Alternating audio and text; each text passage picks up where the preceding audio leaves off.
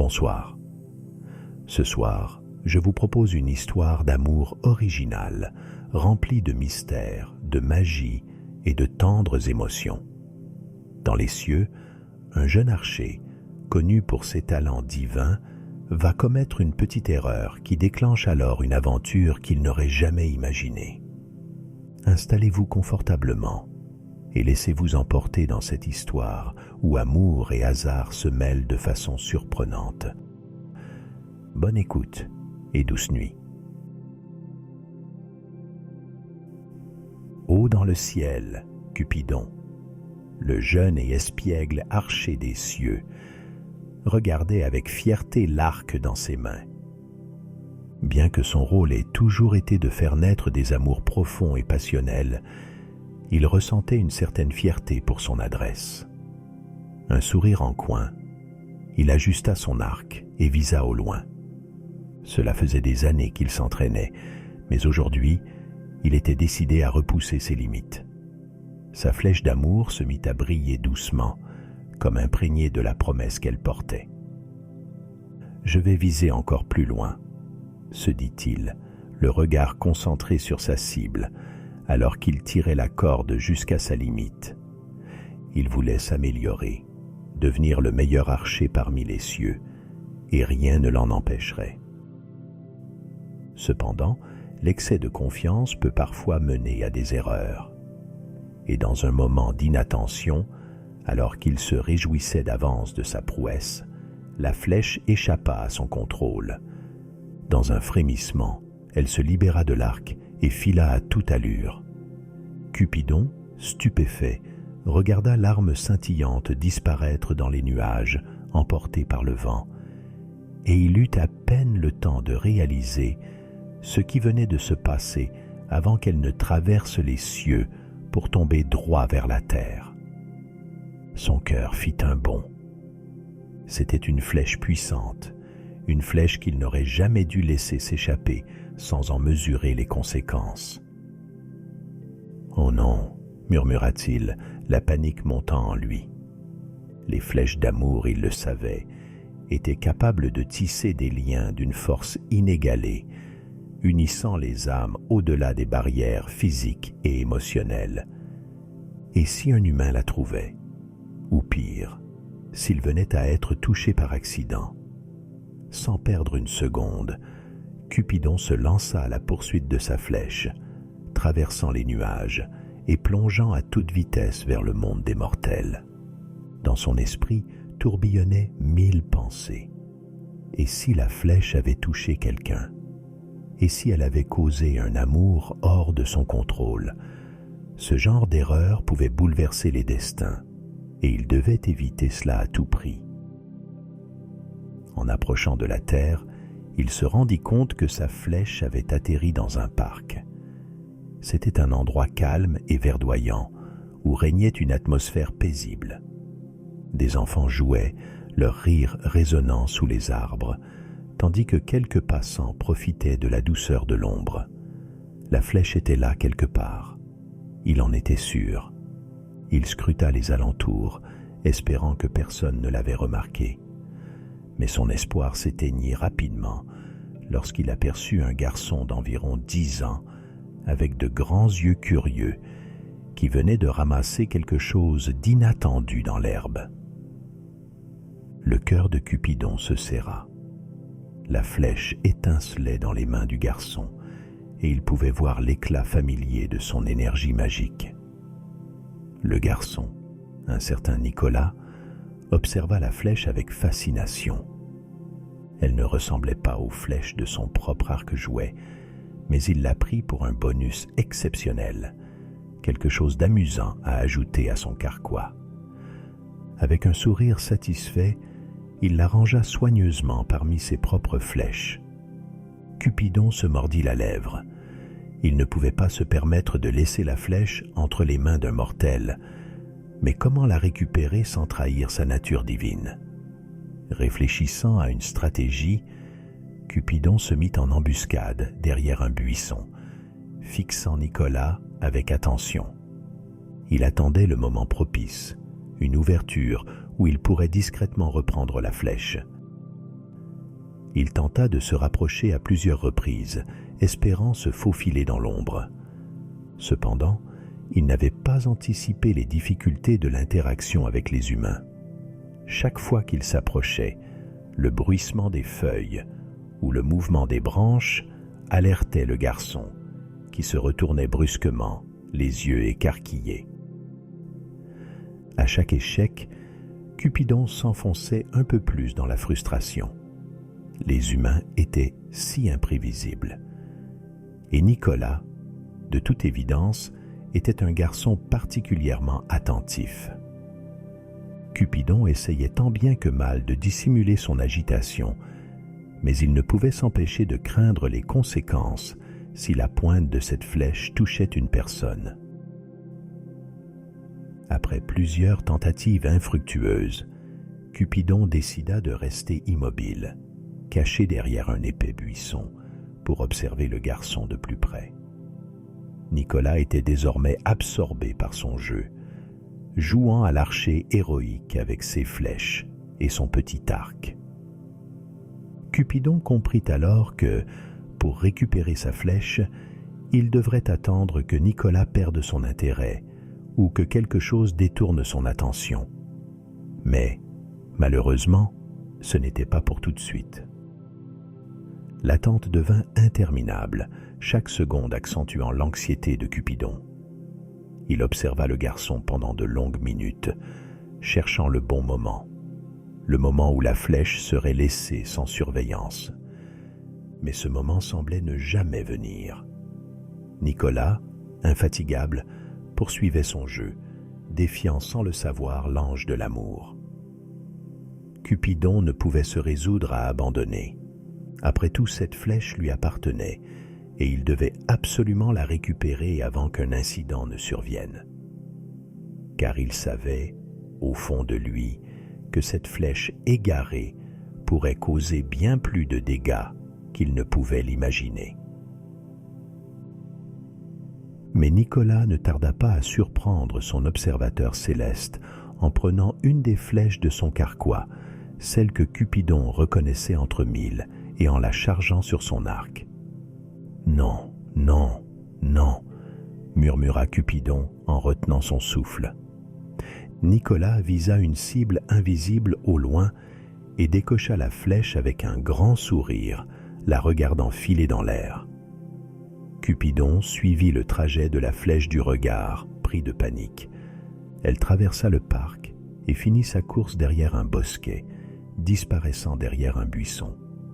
Le cri d'une femme retentit, faisant s'envoler quelques oiseaux perchés. Cupidon fronça les sourcils, son cœur battant à tout rompre. Il se précipita silencieusement vers l'origine du cri, tout en restant caché dans les ombres. Alors qu'il approchait du bosquet, des voix humaines lui parvinrent distinctement, le ralentissant dans son élan. « Nicolas, je t'avais pourtant dit de ne pas viser les gens. » lança une voix masculine, manifestement agacée et qui semblait s'affaiblir, comme s'il ramassait l'artefact divin après avoir été touché. « Ce n'est rien, vraiment, ne vous embêtez pas. La voici. » répondit une voix féminine, douce et apaisante, tendant la flèche à l'homme. Cupidon resta figé, attentif à chaque mot. Il se glissa un peu plus près, en silence, pour observer la scène. Lorsqu'il les aperçut enfin, il vit l'homme et la femme, debout face à face, tenant tous deux la flèche d'un geste naturel, comme s'ils partageaient un secret invisible. Leurs regards se croisèrent, et dans ce moment suspendu, Cupidon reconnut sans peine l'aura naissante d'une connexion puissante, un lien d'amour qui venait de s'enraciner entre eux.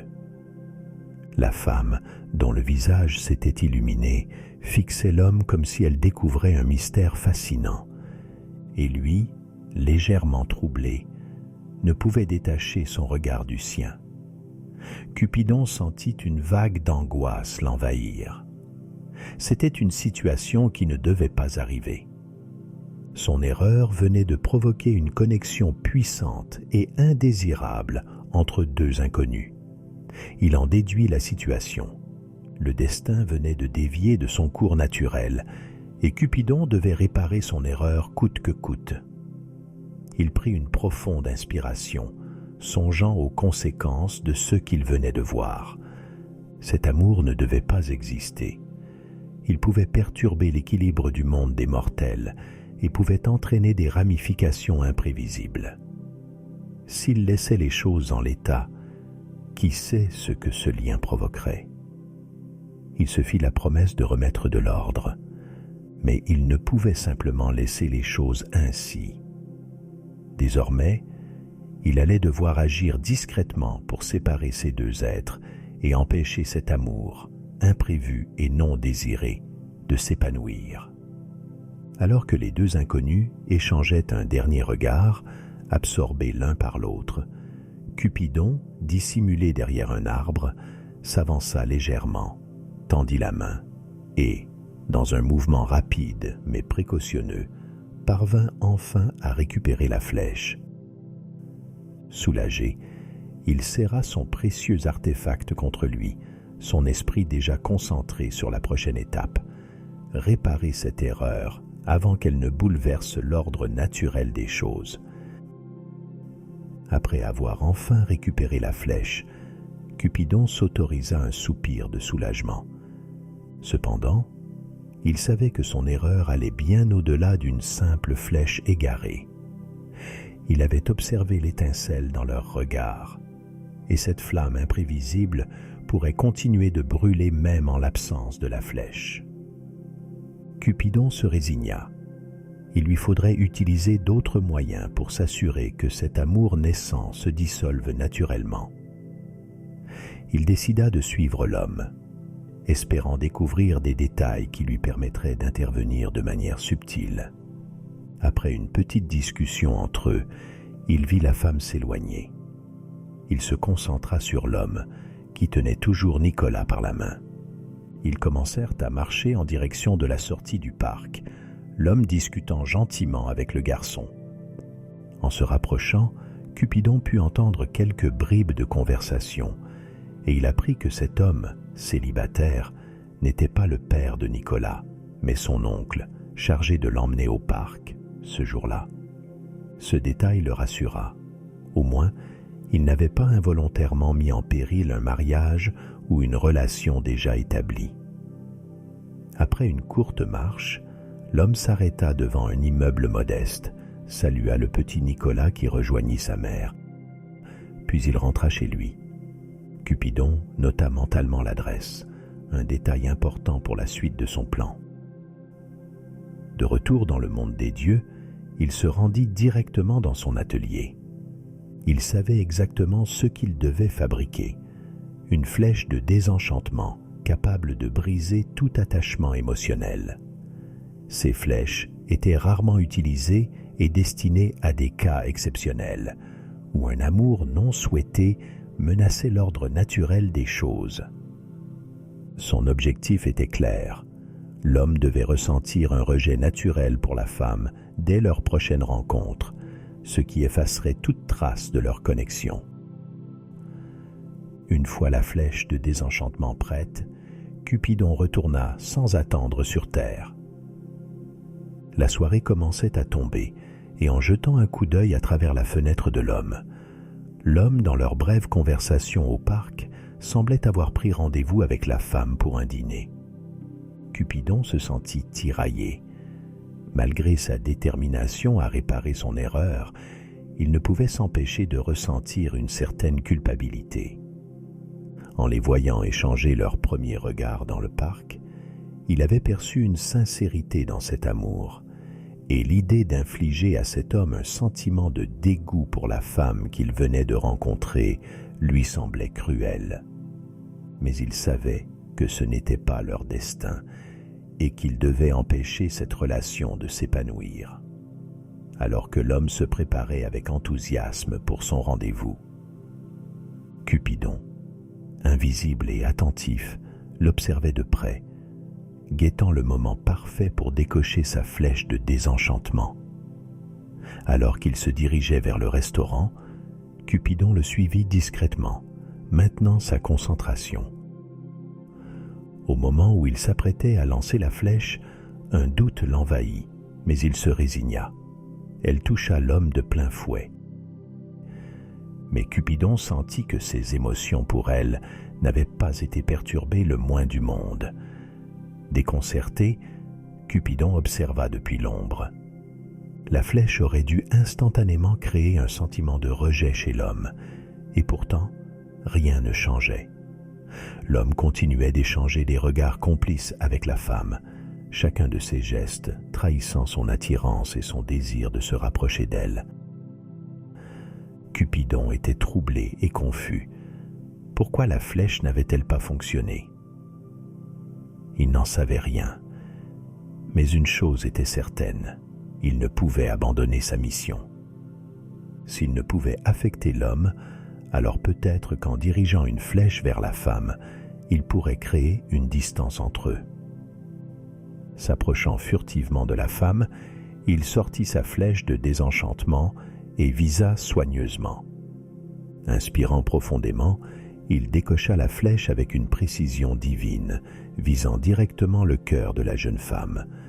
La flèche atteignit sa cible sans erreur, et Cupidon se retira rapidement dans l'ombre, soulagé. Tout semblait s'être déroulé parfaitement cette fois. Cependant, lorsqu'il se risqua à jeter un coup d'œil dans leur direction, il fut choqué de constater que rien n'avait changé. La femme, tout sourire, fixait l'homme avec une lueur intense dans le regard. Lorsqu'il revint à la table, elle lui lança un regard rempli de tendresse et d'admiration, comme si aucune flèche n'avait jamais existé. Cupidon en resta bouche bée. Comment une flèche de désenchantement, pourtant puissante et précise, pouvait-elle ne produire aucun effet? Les deux amoureux continuèrent leur dîner, partageant des éclats de rire et des regards complices qui renforçaient l'intensité de leur lien. Désemparé, Cupidon comprit qu'il ne pourrait pas les séparer aussi facilement. Le lien entre eux semblait résister à toutes ses tentatives, comme s'il était ancré dans quelque chose de plus profond et d'inexplicable. Après avoir observé le couple jusqu'à la fin de leur dîner, Cupidon les suivit discrètement à la sortie du restaurant. Tandis qu'ils se disaient au revoir devant le bâtiment, il les entendit échanger quelques mots. « J'ai vraiment envie de te revoir », dit la femme, les yeux brillants d'espoir. « Moi aussi », répondit-il en souriant, prenant son téléphone pour noter son numéro. Cupidon, voyant que rien n'avait réussi à les séparer, sentit l'urgence de passer à des mesures plus radicales. Il les regarda s'éloigner dans la nuit, la femme gardant le sourire, l'homme l'observant partir avec une tendresse palpable. Mais Cupidon, déterminé à éviter tout nouveau rapprochement, décida d'intervenir une dernière fois. Attendant que l'homme s'éloigne pour rejoindre son domicile, Cupidon se faufila discrètement derrière lui. Lorsqu'il trouva une opportunité, il subtilisa le téléphone de l'homme avec habileté et s'éloigna rapidement, emportant avec lui tout moyen de contact entre les deux amants. Ayant écouté leur conversation, il savait qu'ils n'avaient échangé aucune autre information qui leur permettrait de se retrouver facilement. Ainsi, sans la possibilité de se rappeler, ils se retrouveraient perdus dans cette vaste ville, et l'histoire de cet amour naissant se fanerait avec le temps. Cupidon, tenant le téléphone, ressentit une pointe de tristesse. Il savait que l'homme souffrirait d'avoir perdu ce contact si précieux, mais il espérait qu'avec le temps, cette séparation finirait par l'éloigner de la femme. Après tout, c'était ce qui devait être fait pour préserver l'harmonie divine.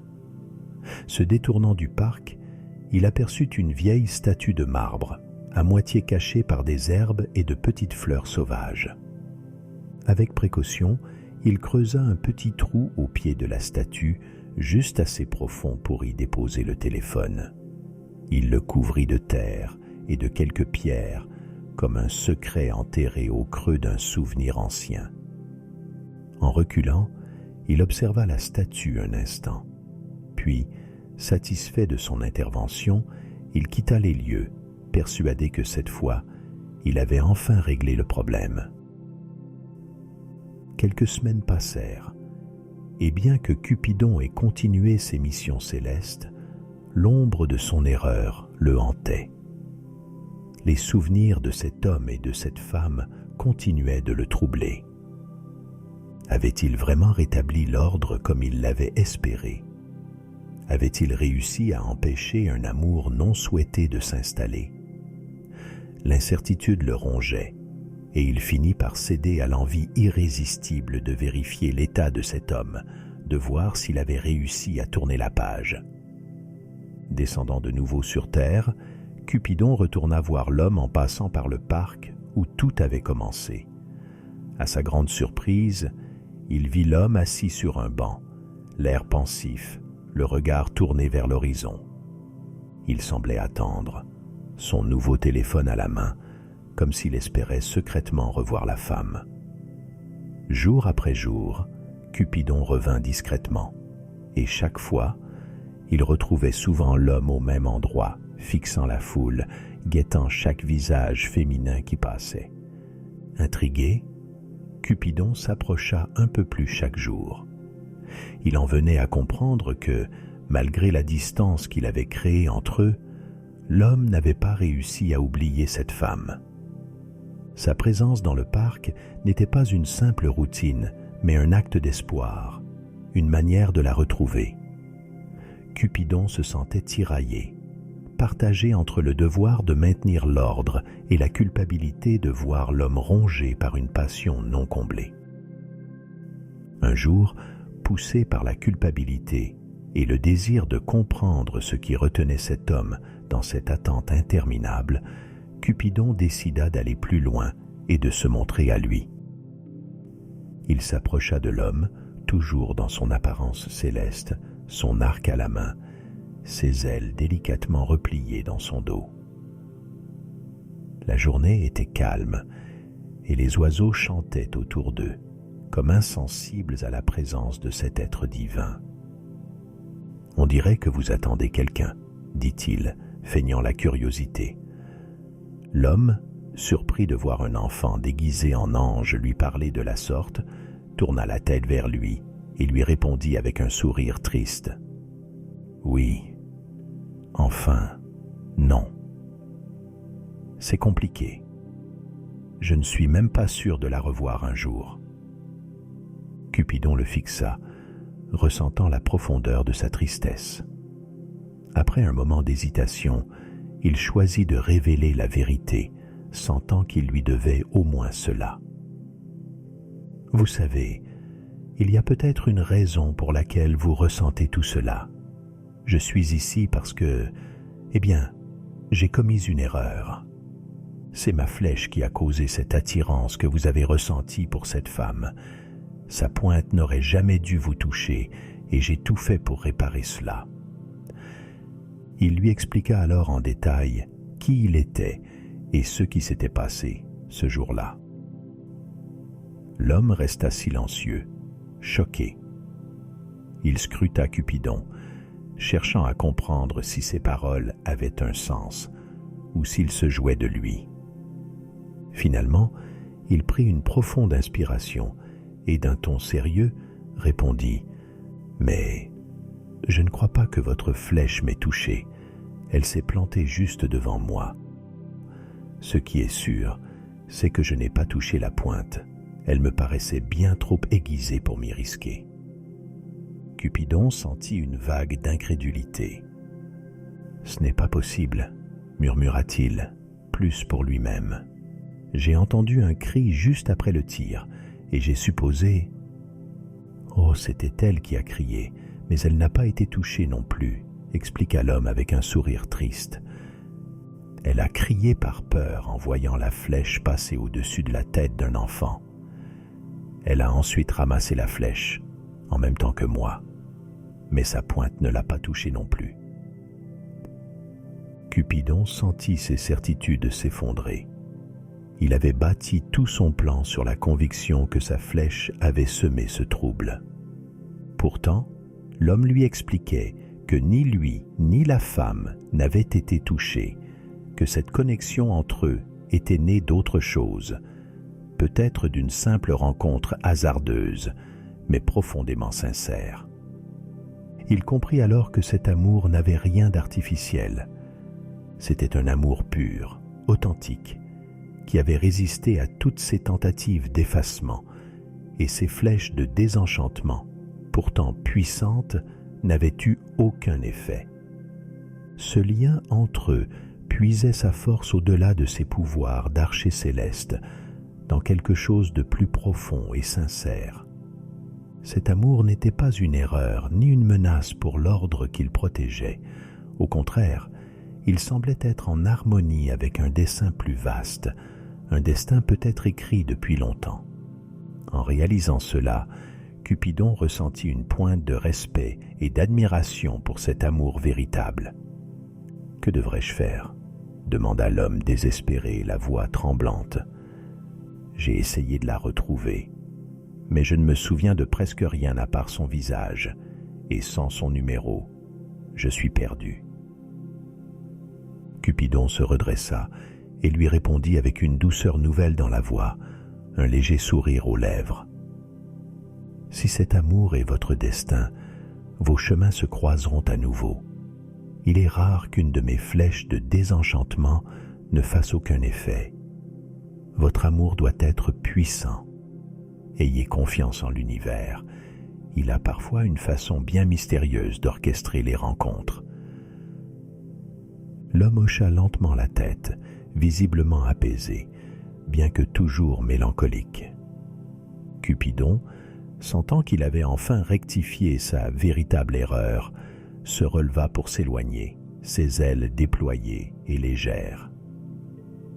Après avoir quitté le parc et s'éloigné de l'homme, une pensée lui revint soudain. Il se rappela l'endroit exact où il avait abandonné le téléphone, sous la vieille statue de marbre dans un coin du parc. Une lueur d'espoir illumina son esprit. Décidé, Cupidon reprit son vol, bien déterminé à retrouver le téléphone et à laisser cet amour suivre enfin son cours naturel. Cupidon, guidé par une nouvelle détermination, retourna discrètement au parc et se dirigea vers la vieille statue de marbre où il avait enterré le téléphone de l'homme. La statue représentait un couple d'amants enlacés. Ce détail qui l'avait échappé la première fois semblait désormais avoir une signification profonde. La statue semblait presque lumineuse dans le clair de lune, comme si elle-même veillait sur cet amour qui l'avait rapproché du destin de deux âmes humaines. Cupidon creusa avec précaution au pied de la statue, jusqu'à ce que ses doigts frôlent le téléphone enfoui sous une fine couche de terre et de pierre. Il extirpa l'appareil, le nettoya soigneusement et vérifia qu'il était toujours en état de marche. À sa grande satisfaction, le téléphone semblait intact. Le numéro de la femme, ce précieux lien que Cupidon avait tenté de rompre, était toujours dans la liste de contacts. En regardant l'écran, il ressentit un mélange de soulagement et d'émotion. Il allait enfin permettre à cet amour de prendre son cours naturel, libre de toute intervention céleste. Il se rendit à son domicile et, voyant que l'homme n'était pas là, décida de déposer l'appareil sur une table en sachant qu'il le découvrirait à son retour. Avec un sourire satisfait, il quitta la maison, convaincu qu'il avait enfin rectifié son erreur. Mais sur le chemin du retour, il aperçut l'homme qui marchait dans la rue en direction de sa maison. Et de l'autre côté, par le plus grand des hasards, la femme qu'il recherchait désespérément avançait également, la tête légèrement baissée, semblant absorbée dans ses pensées. Cupidon sentit une vague d'excitation monter en lui. Les deux âmes allaient se croiser à nouveau sans qu'il n'eût finalement besoin d'intervenir. Il s'éleva un peu plus haut dans le ciel, préférant observer la scène de loin, comme un simple témoin de ce qu'il pressentait comme un moment magique. L'homme et la femme finirent par se rapprocher, leurs chemins se croisant. Lorsqu'il aperçut son visage familier, un immense sourire illumina le sien, et son cœur se mit à battre à tout rompre. « C'est elle !» pensa-t-il, sentant l'excitation monter en lui. Il se précipita vers elle, visiblement transporté de joie. La femme, d'abord surprise, fut envahie d'une vague de bonheur en le voyant approcher, mais une lueur d'amertume teintait son regard. « Je suis tellement heureux de te revoir !» s'exclama-t-il, les yeux brillants.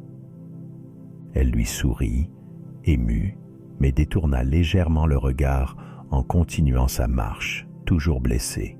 « Alors pourquoi ne m'as-tu jamais appelé? Je croyais que tu m'avais oublié ou que tu ne voulais plus me revoir. » L'homme la suivit, refusant de la laisser partir cette fois-ci. « Attends, » dit-il en se rapprochant. « J'ai perdu mon téléphone ce soir-là. J'ai tout essayé pour te retrouver. Je suis revenu dans ce parc jour après jour, espérant te revoir. » Elle ralentit, absorbant ses paroles, et finit par le regarder, son visage s'éclairant peu à peu. « Tu me cherchais vraiment ?» Il hocha la tête avec intensité. « Chaque jour, je revenais ici en pensant à toi, espérant que le hasard te ramènerait dans ma vie. Je n'ai jamais cessé de penser à toi. » Un sourire ému illumina son visage, et elle s'arrêta, les larmes aux yeux. « Je t'en ai voulu, mais je crois que je t'ai attendu tout autant. » La femme commençait enfin à croire aux explications de l'homme, alors qu'elle écoutait ses mots et voyait la sincérité dans son regard. Ses doutes s'apaisaient. Son amour pour lui, qu'elle avait tenté d'étouffer, refaisait surface avec une force nouvelle. Elle se laissa emporter par ses sentiments et l'enlaça tendrement, murmurant « Je t'aime, tu sais. Sans toi, ma vie n'a plus de sens. » L'homme, ému et soulagé, resserra son étreinte, comme pour lui promettre qu'il serait désormais là pour elle. « Viens manger chez moi cette fois-ci, » proposa-t-il d'une voix douce. « Comme ça tu sauras toujours où me retrouver. Rien ne pourra plus nous séparer. » Elle accepta, et ils marchèrent ensemble vers chez lui, les mains entrelacées, remplies d'une joie timide mais intense. Cupidon, flottant au-dessus d'eux, sentit une profonde satisfaction. Finalement, cet amour avait triomphé des obstacles et des malentendus. Pour la première fois, il se sentait en paix avec son action, comprenant que l'amour véritable était plus fort que tout, même que les pouvoirs d'un archer céleste. Une fois arrivés, ils décidèrent de cuisiner et de partager un repas simple, savourant chaque instant passé ensemble. Tout semblait parfait, comme si le destin, enfin, les laissait tranquilles. Alors que l'homme s'absentait un moment pour chercher quelque chose dans une autre pièce, la femme parcourut du regard la table où il s'était installé. Son attention se fixa soudain sur un objet qui attira sa curiosité, son téléphone, celui qu'il lui avait affirmé avoir perdu. Elle s'en saisit, confuse. Comment pouvait-il l'avoir alors qu'il lui avait expliqué ne jamais l'avoir retrouvé? Elle l'alluma et, avec un pincement au cœur, vit son numéro dans le répertoire, inchangé. Un doute l'envahit. Et s'il lui avait menti? Et s'il avait simplement ignoré ses appels pour une autre raison, peut-être à cause d'une autre femme? Se sentant trahie, elle posa le téléphone sur la table, le cœur lourd, et quitta la maison en silence, sans se retourner. Lorsque l'homme revint dans la pièce, il trouva la table vide. Son regard s'arrêta sur le téléphone, par terre.